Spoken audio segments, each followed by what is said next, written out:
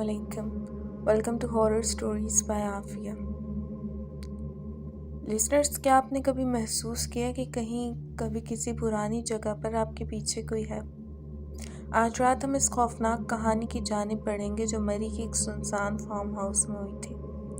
ये कहानी हमें माजी की परछाइयाँ और खुफिया राजों की तरफ ले जाएगी। तो आइए चलते हैं इन साए की तरफ और जानते हैं आखिर क्या राज था उस फार्म हाउस का।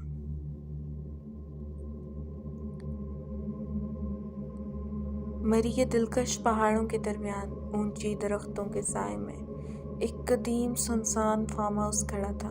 ये कई सालों से वीरान पड़ा था, माजी की यादों का एक निशान जो अपनी खौफनाक तारीख के राजों को सरगोशी कर रहा था।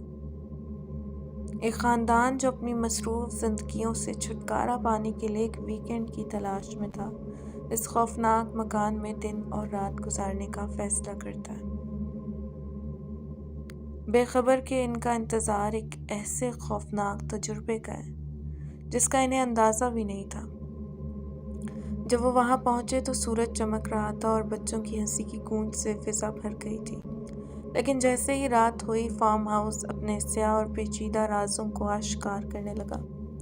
इन्हें एक ऐसे खौफनाक ख्वाब में मुब्तला कर दिया जिससे वो कभी जाग नहीं पाएंगे।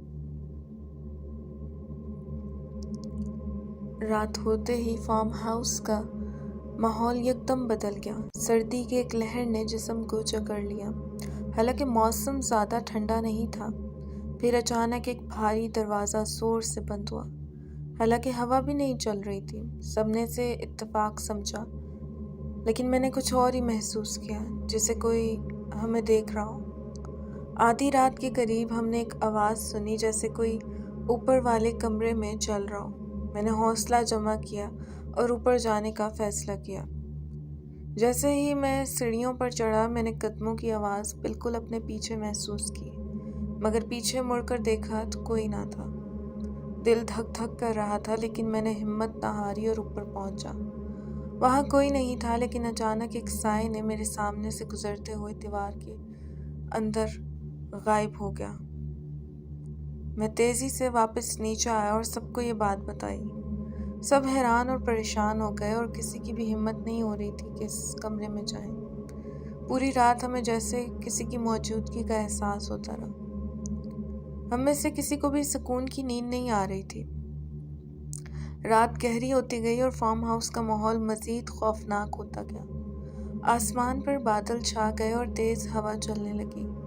पूरे घर में एक अजीब सी खामोशी फैल गई, जैसे कोई आफत आने वाली हो। सब अफराद एक ही कमरे में जमा होकर बैठ गए, क्योंकि हर किसी को लग रहा था कि कुछ गलत होने वाला है। रात के तकरीबन 3 बजे अचानक कमरे की लाइट्स खुद ब खुद बंद हो गई। हालांकि बिजली का कोई मसला नहीं था। हर तरफ अंधेरा छा गया और एकदम सर्द हवा का झोंका आया, जैसे कोई साया करीब से गुजरा हो। सब एक दूसरे को घबराहट में देख रहे थे। फिर एक भयानक आवाज़ सुनाई दी, जैसे किसी ने दूर कहीं दरवाज़ा ज़ोर से बंद किया। हमारे सामने रखे सोफ़े के कुशन खुद ब खुद ज़मीन पर गिरने लगे। हमने देखा कि सोफ़ा हिल रहा था, हालांकि वहाँ कोई नहीं था। हर कोई शदीद खौफ में मुब्तला हो गया था। तभी एक बच्चे ने ज़ोर से चीख मारी। वो एक तरफ इशारा कर रहा था। हमने देखा कि दीवार पर एक स्याह साया नमूदार हो रहा है, जैसे कोई शय हमारे तरफ आ रही हो या हमें देख रही हो। साया पहले दीवार पर था और फिर आहिस्ता आहिस्ता वो फर्श पर उतरने लगा। मेरे ख़ानदान के तमाम अफराद दरवाजे की तरफ भागने लगे, लेकिन जैसे ही वो कमरे से निकलने लगे, दरवाज़ा खुद ब खुद बंद हो गया और हम सब अंदर लॉक हो गए। अब वो एक खौफनाक कैद थी। हर तरफ से सरगोशियाँ सुनाई दे रही थी, जैसे कोई हमसे बातें कर रहा हो, लेकिन अल्फाज वाज़ा ना थे। एक लम्हे के लिए मेरी वाइफ ने कहा कि उन्होंने एक पुरानी औरत का चेहरा कमरे के आईने में देखा, लेकिन पलक झपकते ही वो गायब हो गया। रात के आखिरी पहर तक इन पुरस्कार वाक़यात का सिलसिला जारी रहा। घर में मौजूद घड़ी की सुइयां तेज़ी से घूमना शुरू हो गईं और कदमों की आवाज़ें मुसलसल ऊपर से नीचे आ रही थीं। मेरे घर के बाकी अफराद को महसूस हुआ जैसे किसी ने इनके कंधे पर हाथ रखा हो। لیکن پیچھے مڑ کر دیکھنے پر وہاں کوئی نہ تھا۔ ہمارے خاندان کے تمام افراد میں خوف و ہراس پھیلا ہوا تھا، اور رات تھی کہ وہ ختم ہونے کا نام نہیں لے رہی تھی۔